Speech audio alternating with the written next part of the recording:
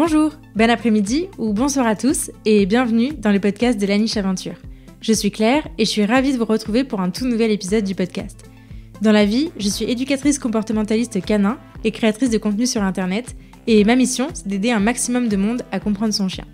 Une fois par mois, je vous partage sur cette série Dans la niche mes réflexions sur des sujets que je rencontre et qui me tiennent à cœur autour de la relation humain-animal et de l'intégration du chien dans notre société. Juste avant de lancer cet épisode, je vous invite, si ce n'est pas déjà fait, à me soutenir financièrement sur Tipeee si vous le souhaitez, ou plus simplement à vous abonner et à laisser 5 étoiles et un commentaire sympa sur l'émission de votre appli de podcast préféré. Votre soutien m'aide énormément à faire connaître mon travail au plus grand nombre et je vous en remercie. Pour encore plus de découvertes, de conseils et d'inspiration, je vous invite aussi à vous abonner à ma newsletter en barre d'infos de cet épisode. Et je suis ravie de vous partager aujourd'hui un épisode sur la période à laquelle j'ai failli devenir réactive chien. On va parler aujourd'hui de réactivité et principalement de ma réactivité à moi en tant qu'humaine. Parce que c'est quelque chose que j'ai rencontré ces derniers mois, ces dernières semaines. Et il me semblait important de consacrer un épisode à ce sujet parce que clairement, ça a été des mois et des semaines qui m'ont été très très difficiles, notamment d'un point de vue perso avec Charlie, mais aussi d'un point de vue pro. Et je vais vous expliquer pourquoi. Donc pour revenir un petit peu sur le contexte et d'où on part, donc moi j'ai ouvert mon entreprise, vous le savez, en juillet 2022, donc il y a à peu près 6 mois. Sur cette période-là des 6 mois, j'ai eu environ 5 cas, je crois, sur lesquels j'ai été amenée à accompagner sur de la réactivité congénère, sur une problématique de réactivité congénère. Soit c'était affiché, soit on en est venu à travailler ce point-là. Voilà, alors ce qu'il faut savoir, c'est que moi, la problématique de réactivité, c'est pas quelque chose sur laquelle je suis spécialisée, c'est laquelle j'ai une formation de base sur le sujet. Je suis capable d'amener les clés, d'identifier des problèmes, d'identifier qu'est-ce qui pose véritablement problème. Je suis formée en tout cas à analyser la situation, à commencer à donner des clés pour qu'au quotidien, déjà, on ait un peu moins de déclenchement et donc une amélioration de la qualité de vie, aussi bien pour le chien que pour l'humain, parce que c'est très stressant. Mais au-delà de ça, ces cas-là, je les ai pris parce que j'avais besoin de m'exercer à ça un petit peu, c'est à ces premières bases. En revanche, pour un suivi très poussé, un travail très poussé de cette problématique-là, généralement, je renvoie vers des collègues. Donc voilà, ça c'est le petit disclaimer de départ, mais ce qui vous explique pourquoi j'ai quand même accepter de prendre en charge ces problématiques parce que déjà elles sont extrêmement courantes, que c'est pas forcément ce pourquoi les gens nous appellent aussi, mais on le découvre après, donc il faut quand même qu'on puisse travailler là-dessus et qu'on sache le faire, c'est important. Donc voilà comment j'en suis arrivée à accompagner quelques chiens et quelques humains sur la réactivité congénère. Ceci étant, pour la plupart de ces cas, je suis quand même très contente de pouvoir dire qu'il y a eu de l'amélioration et une amélioration de la qualité de vie du chien et des humains. Et ça, c'est vraiment le point positif que j'avais un petit peu oublié de prendre en compte ces derniers mois. Donc c'est important que je vous le dise là et que je vous le place ici. C'est que dans 100% des cas, donc sur ces 5 à 7 cas que j'ai pu accompagner, il y a eu de l'amélioration. Donc j'ai accepté d'accompagner ces clients-là durant quelques séances. Et ce qui m'a été très instructif, puisque moi, c'est pas une problématique que j'avais vraiment connue avec Charlie, et c'est plutôt la problématique que je redoutais avec Charlie, parce que j'ai toujours vu la réactivité, et notamment la réactivité congénère, comme le truc absolument à éviter pour moi. Et donc, ça m'a pas été évident de me confronter à ça à titre professionnel, on va dire.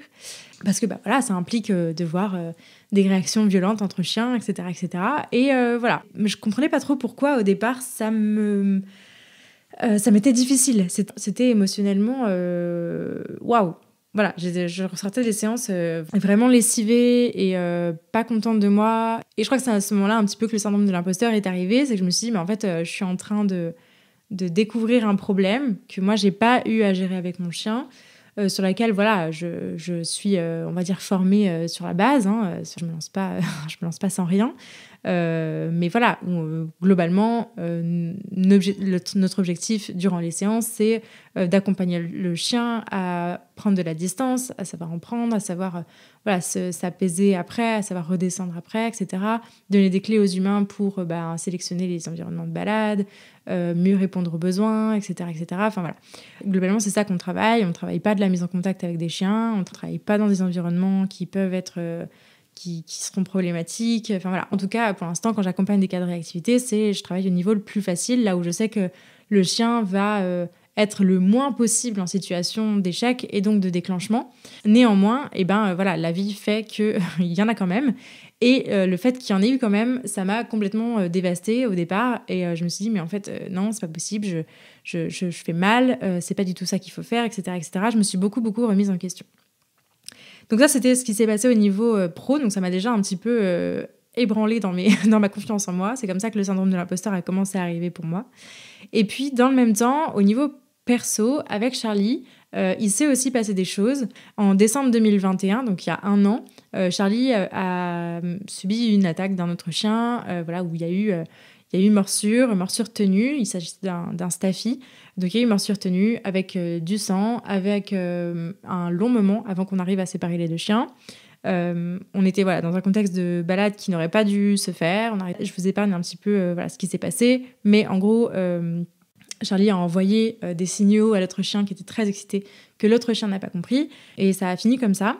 Et cet événement a été très traumatisant, très choquant pour moi.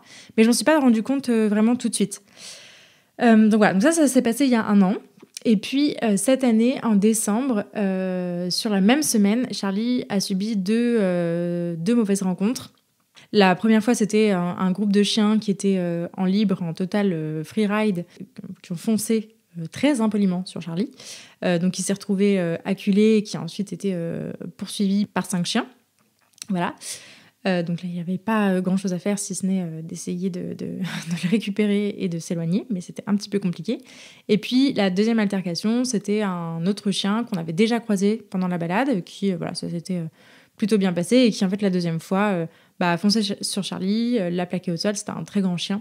Et avec qui, ça a été grosse montée en pression pour tout le monde. Mais voilà. Mais dans ces 2 cas-là, dans le premier cas, donc, c'était plutôt de la course-poursuite, pas terrible. Et puis, le deuxième cas, c'était où le chien essayait de pincer, mais il n'y a pas eu de morsure. Heureusement, merci encore à Solène qui était avec moi d'avoir pu prendre le relais parce que moi, j'ai complètement frisé de stress à ce moment-là. Et donc, ces 2 altercations, ces 2 mauvaises rencontres qu'on a fait là en décembre 2022, n'ont pas été sans conséquences, pour moi en tout cas, parce que je crois que ça a été un peu le coup de grâce, le coup de grâce sur plein de plans, sur le plan perso et sur le plan pro, qui m'ont fait un peu avoir peur des autres chiens quand j'étais en train de me balader avec le mien. Suite à ces 2 altercations, j'ai du coup rencontré des semaines un peu difficiles à gérer parce que en fait ces 2 événements sont venus brouiller le pro et le perso. Ça m'a vraiment totalement fait perdre confiance en moi sur la question de croisement avec autres chiens et notamment en présence de Charlie. Et j'ai dû faire face à un problème entre guillemets qui était qui m'était propre parce que pour vous parler de Charlie, je vous en ai pas trop parlé, mais globalement, de tous ces événements-là, il s'en est plutôt bien remis. Charlie, il a toujours été très bon communicant. À chaque fois, c'est qu'il est tombé sur des chiens qui communiquaient pas bien, qui étaient, pour le coup, là, dans les 2 derniers cas, qui étaient complètement laissés en freeride. Dans le premier cas, qui était complètement surexcité et très mal géré à ce moment-là. Donc, pour le coup, c'était pas de sa faute. Lui, il a simplement essayé de s'exprimer en disant stop, arrête, et ça n'a pas été entendu. Donc il y avait aussi ce côté très injuste que j'ai mal vécu, beaucoup de peur aussi pour Charlie, pour sa reconstruction, pour l'après, pour est-ce que quel séquelles il va en garder, est-ce que ça va bien se passer avec les autres chiens, etc., etc. Aujourd'hui, à l'heure où je vous parle, donc ça fait un gros mois et demi que ces dernières altercations se sont passées. Voilà, je le sens prudent, mais comme il l'a toujours été avec d'autres chiens. Charlie, c'est un chien qui a un tempérament assez affirmé. Enfin voilà, il n'a pas peur d'y aller, il n'a pas peur de s'exprimer, etc. Mais voilà, il sait aussi très bien passer son chemin quand il sent que ça ne va pas. Il sait aussi très bien faire comprendre que là, il n'a pas très envie, qu'il est dans ses odeurs et qu'il n'a pas envie. Enfin voilà. Voilà, globalement, Charlie, il a une communication très claire et qui ne laisse normalement pas trop de doutes. Mais bon, a priori, ça dépend sur qui on tombe. Voilà, un petit peu pour son mode d'interaction. Donc voilà, à 1 mois et demi après tout ça, Charlie va plutôt bien. Donc bon, je vais vous parler forcément... Il y a eu quelques tensions parce que pour moi, c'est devenu un problème. Mais au jour d'aujourd'hui, voilà, je vous assure que Charlie va très bien et que toutes les rencontres qu'on fait se passent très très bien.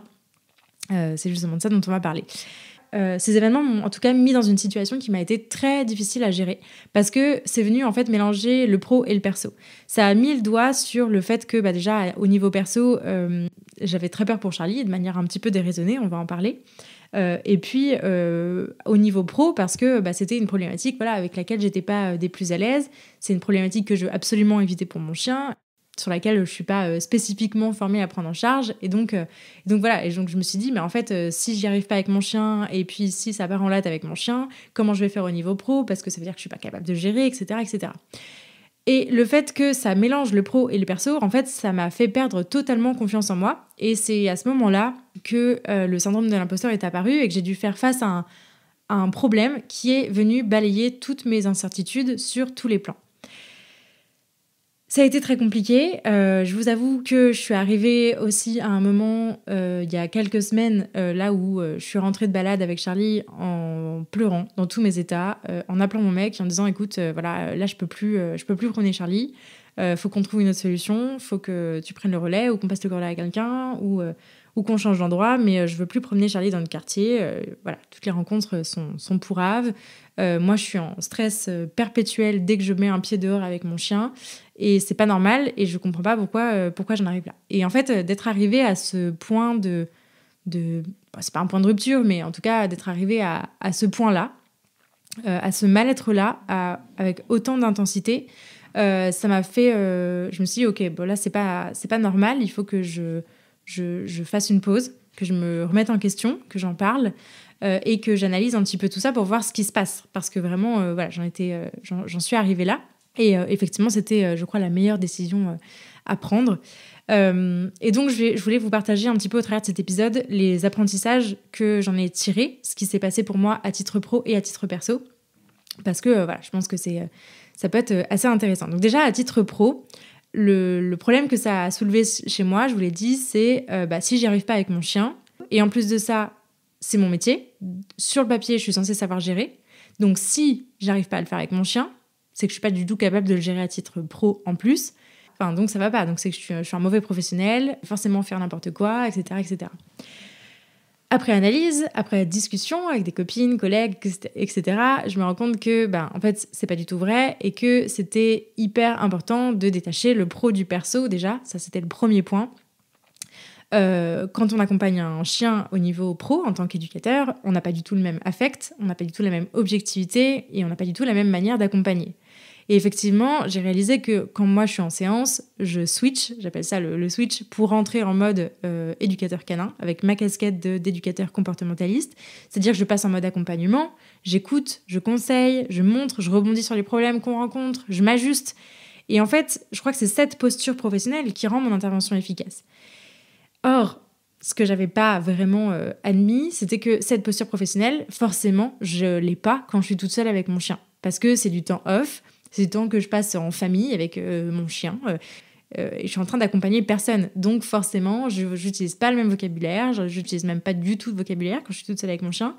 Je suis pas en train de me montrer des exercices, etc., etc. Ce que je fais, c'est plutôt des automatismes que je tire de mes formations, etc., mais effectivement, mes peurs, elles sont beaucoup plus susceptibles de venir prendre le dessus que quand je suis en mode professionnel, en séance, en train d'accompagner des gens, parce que la figure de référence, dans ces moments-là, c'est censé être moi. Ce qui n'est pas le cas quand je suis toute seule avec mon chien. Et ça fait une grosse différence, j'en avais pas vraiment pris conscience. Donc voilà, mais pour en avoir parlé avec plusieurs éducateurs, je pense qu'on s'accorde tous à dire que c'est plus facile d'être éducateur canin, qu'être éducateur de son propre chien quand on est les deux. Parce que voilà, c'est pas le même boulot, quoi. C'est pas le même boulot, c'est pas la même posture, et forcément, ça change énormément la donne. Donc, prendre conscience de ça, déjà, au niveau pro, ça m'a énormément soulagée, ça m'a fait beaucoup de bien, et ça m'a permis de me dire, en fait, mon problème, il n'est pas pro, il n'est pas au niveau de mes formations, il n'est pas au niveau de mes capacités à accompagner, il n'est pas au niveau de ma posture professionnelle, parce que ça va bien, et les résultats sont là, je vous le disais. Mon problème, il est vraiment au niveau perso, et il est vraiment à mon niveau à moi, même pas au niveau de Charlie, il est vraiment à mon niveau à moi. Et donc voilà, et donc ça m'a été d'un grand soulagement, notamment au niveau de mon syndrome de l'imposteur, qui a pu un petit peu s'effacer grâce à ça. Donc séparer le pro du perso, ça m'a vraiment permis de me rendre compte que les deux sont pas forcément liés. Voilà, d'un point de vue plus personnel, quand je me suis penchée sur la question et que j'ai tenté d'analyser un petit peu qu'est-ce qui se passe, qu'est-ce que ça a fait jouer chez moi, je me suis bien sûr fait accompagner par pas mal de monde, j'en ai parlé beaucoup autour de moi et notamment à ma psy, c'est comme ça que j'ai pu pas mal prendre conscience des choses. Je me suis rendu compte qu'en fait, ces événements ont mis le doigt sur un besoin de contrôle important que j'ai vis-à-vis de Charlie et qui pallie à ma peur de perdre. Voilà, j'ai perdu malheureusement des animaux avant d'avoir Charlie et je crois que cette peur, elle m'investit d'une mission d'autant plus forte à chaque fois qu'on perd un animal, je crois, ou quelqu'un d'autre, de protéger. Et jusque-là, c'est plutôt normal. Voilà, on ne veut pas qu'il lui arrive quelque chose, on ne veut pas qu'il se blesse, on ne veut pas qu'il blesse d'autres gens, etc., etc. On ne veut pas le perdre, donc on le protège et pour ça, on essaie de contrôler l'environnement. C'est à peu près normal à partir du moment où c'est conscient, rationnel, parce que moi, dans mon cas, j'ai un peu oublié qu'on ne pouvait pas tout contrôler. Voilà, ces événements-là, en fait, ils ont fait grandir cette peur de le perdre. Parce que ça a revivé le traumatisme de l'année dernière, où il y a eu du sang, c'est tout bête, mais la vue du sang m'a fait très peur. Et puis cette sensation horrible, j'ai vraiment ressenti le truc, voilà, mon chien va mourir devant moi et je peux rien faire. Et c'est terrible comme sensation, ça m'a été très traumatisant. Et donc ces événements m'ont fait réapparaître ça, et donc on fait grossir cette peur de perdre mon chien, qu'il lui arrive quelque chose en tout cas.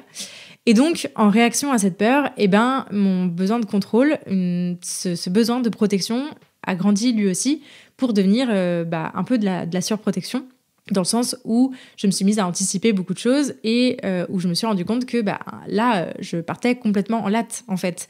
Le point de rupture dont je vous parlais tout à l'heure, dans lequel j'ai appelé mon mec en lui disant « stop, en fait, là, j'y arrive plus. Je suis trop stressée à partir du moment où je mets un pied dehors avec Charlie, je prends plus du tout plaisir à le promener, etc. » Je me suis dit « mais en fait, c'est pas normal. » Et c'est comme ça que je me suis dit qu'il fallait que j'en parle, que je me pose sur la situation, que j'analyse. Parce que c'était pas normal d'en arriver là. Ça m'était jamais arrivé et c'était pas du tout ça que je voulais, du tout. Donc voilà, donc j'ai compris que ça partait en latte à ce moment-là. Et en analysant ça, en fait, voilà, je me suis rendu compte que plus la peur augmente, plus on se laisse dicter par cette peur qui augmente, plus on va réagir de manière automatique pour contrôler cette peur et essayer de l'apaiser. Là, dans ce cas précis, c'était le besoin que j'avais à ce moment-là. Donc, je m'en veux pas. J'essaie de ne pas culpabiliser d'avoir géré ça de cette manière. Mais je suis contente d'avoir déconstruit un petit peu le truc, détricoté l'histoire et d'en avoir pris conscience. Sur ces dernières semaines, j'en étais vraiment arrivée à un point où j'avais le cœur qui s'accélère à la vue du moindre chien, alors même que Charlie ne l'avait pas vu. J'en suis arrivée à éviter le plus de rencontres possible, à mettre de la tension sur la longe aussi de manière... je pense assez déraisonnée des fois, avec la volonté de me dégager le plus rapidement possible d'une situation, alors que là, c'était pas vraiment le moment opportun et qu'en fait, j'ai juste ajouté de la tension là où il y en avait pas à la base. Et c'est là, en fait, que je me suis rendu compte que j'étais rentrée dans un cercle vicieux vraiment pas terrible, parce que effectivement, là, avec ces quelques semaines de surréaction de ma part, que là, ça commençait à devenir problématique pour Charlie et que je voyais ses réactions changer un petit peu, être un peu plus tendues, être un peu plus en alerte, un peu plus sur le qui-vive, ce qu'il n'avait pas avant. Et je me suis dit, waouh, attends, là, ça va pas. Et là, je me rends compte que c'est moi qui ai changé le comportement de mon chien. C'est pas mon chien qui a changé, malgré les mauvais événements qu'il a rencontrés. Et donc, prendre conscience que mes actions étaient dictées par cette peur irrationnelle de le perdre, C'était important parce que ça m'a permis de me rappeler, de me souvenir que en fait c'est la vie et qu'on ne peut pas tout contrôler et qu'on peut mettre en place plein de choses, on peut aménager plein de choses pour aider son chien, pour s'aider soi aussi et pour faire en sorte que les choses se passent au mieux, mais on ne peut pas tout contrôler. On ne peut pas rencontrer toutes les rencontres que le chien va faire. On ne peut pas... à partir du moment où un chien vit des aventures, va dehors, se promène, a une vie la plus épanouie possible, bah forcément, on l'expose à un risque. Et le risque zéro, bah, ça n'existe pas.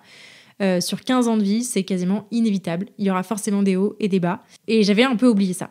J'avais aussi un peu oublié qu'il était capable de gérer, en fait. Et que si je lui faisais confiance, il en était tout à fait capable. Et j'ai aussi oublié que ça fait 3 ans, en fait, que je travaille sans relâche à ça. Et donc, qu'il n'y a pas de raison, en fait, que ça se passe mal.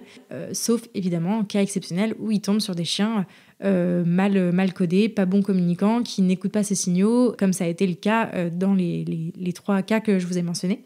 Globalement, Charlie, il a 3 ans et demi. Ça fait 3 ans et demi que je travaille sans relâche le fait qu'il soit sociable, qu'il soit à l'aise dans un maximum d'environnement, qu'il soit bon communicant.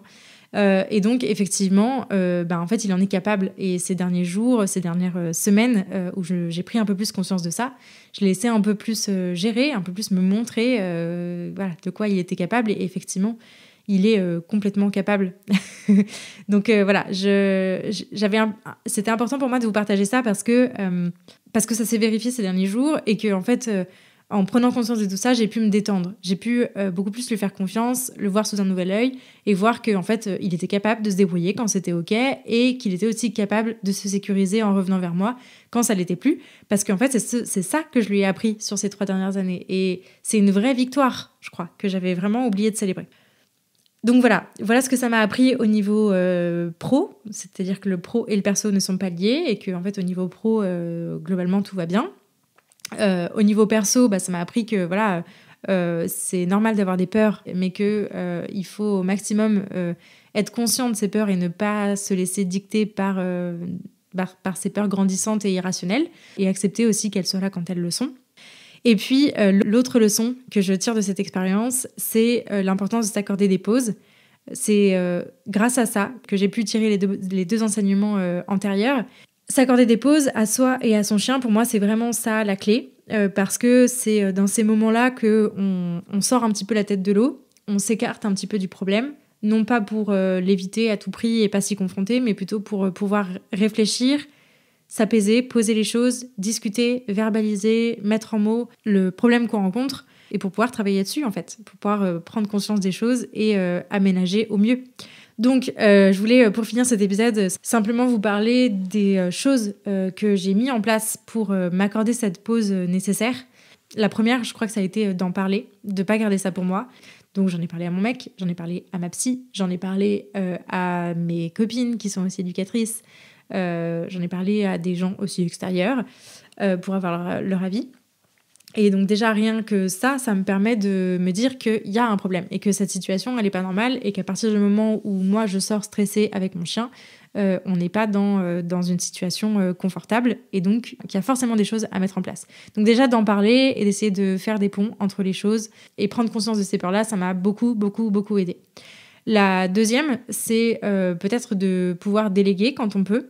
Il y a quelques balades que mon compagnon a pris en charge parce que je préférais que ce soit lui qui prenne le relais et j'en avais besoin à ce moment-là. Donc vraiment, si vous avez la possibilité de déléguer, que ce soit juste à quelqu'un de votre famille, quelqu'un qui vit avec vous, ou un pet-sitter, un professionnel qui peut venir promener votre chien à votre place quand vous rencontrez ce genre de problème-là, ça peut être hyper, hyper important et hyper précieux. Et puis en tout cas, sortir la tête de l'eau, encore une fois, et s'accorder un moment de tranquillité où pendant un jour ou deux, là, on arrête de stresser dès qu'on met un pied dehors. Ça, c'est le deuxième point.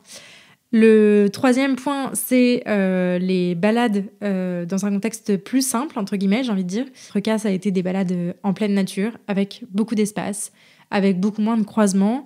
Donc, c'est-à-dire sélectionner les lieux de balade et des horaires aussi appropriés où il y aura beaucoup moins de monde.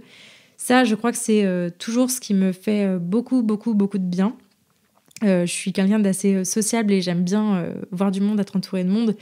Mais j'apprécie quand même de pouvoir me ressourcer dans des moments de calme comme ça, où voilà, il y a juste mon chien, moi et la nature, et on profite en silence, on marche tranquillement et on s'accorde vraiment ce temps-là de reconnexion à nous-mêmes, qui est vraiment génial.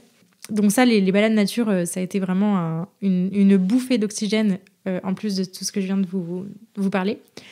Et puis le dernier point, c'est de faire des balades avec des copains. Quand vous rencontrez des problèmes liés notamment aux relations avec les congénères, faire des balades avec des chiens en qui on a confiance, où on sait qu'on va avoir des interactions, des communications qui sont saines, c'est hyper, hyper important parce que ça permet de revenir un petit peu à la base, à un socle où on sait que la communication se passe bien.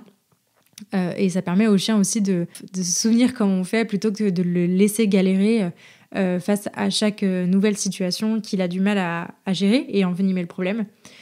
Voilà un peu le panel de tout ce que j'ai pu mettre en place pour aider Charlie, mais en fait m'aider moi, parce que c'était plutôt moi qui avais un problème. Au jour où je vous parle, je suis hyper contente de vous dire que globalement ça va quand même beaucoup mieux, que quand j'arrive à faire confiance à Charlie et à me détendre, en fait, voilà, c'est un non-événement, un non-problème. Donc, je suis plutôt reconnaissante d'avoir vécu tout ça, au final, parce que c'est ces événements-là qui m'ont permis de mettre le doigt là-dessus. Je voulais, au travers de cet épisode, vous parler de l'importance de s'accorder des pauses, que ça soit à soi ou à son chien, parce que c'est aussi un bon moment de pouvoir se reconnecter au positif. Quand on commence à rencontrer un problème de ce genre-là, comme j'ai pu rencontrer, je sais qu'il est très très facile de sombrer dans un état d'esprit, en tout cas négatif, où on ne voit que ce qui ne va pas, que ce qui nous pose problème, on ne voit que le stress, on est vraiment submergé par la peur. Moi, dans mon cas, c'était vraiment ça. C'est que je ne me rendais pas compte que j'étais vraiment submergée par la peur et que j'agissais complètement en réaction à cette peur-là. Donc le fait de prendre des pauses aussi, de prendre du recul sur la situation, ça permet de repositiver les choses, de se rendre compte de ce qui va, de ce sur quoi on peut s'appuyer, que ce soit les copains, les balades en pleine nature, en parler, déléguer. Tout ça, c'est vraiment précieux et faut vraiment pas s'en priver parce que c'est grâce à ça, je trouve, qu'on peut aller de l'avant et grandir de toutes ces expériences-là. Voilà ce que je pouvais vous dire sur tout ça. Donc, la conclusion de tout ça, c'est que je ne suis pas devenue réactive chien, heureusement, mais que j'en suis passée pas loin. Si je m'étais pas arrêtée 2 minutes et si j'avais pas levé la tête du guidon 2 minutes. Donc voilà, j'espère que cet épisode vous aura plu et j'espère que cet épisode vous aura servi, que vous serez peut-être reconnu dans certains de mes propos. En tout cas, n'hésitez pas à me le faire savoir. Et je vous dis à très bientôt pour un prochain épisode. Merci beaucoup de m'avoir écouté jusqu'au bout et d'avoir passé ce petit moment avec moi. J'espère que ce nouvel épisode vous a plu et si c'est le cas, je vous invite à en parler autour de vous et à le partager sur les réseaux sociaux en me taguant @lanicheaventure. Pour enrichir votre écoute, ne rien rater des prochaines sorties et pourquoi pas vous faire accompagner dans l'éducation de votre chien, n'hésitez pas à visiter mon site, à soutenir mon travail sur Tipeee, à vous abonner à la newsletter et à me rejoindre sur les réseaux sociaux. D'ici là, prenez soin d'eux, prenez soin de vous et je vous dis à la prochaine!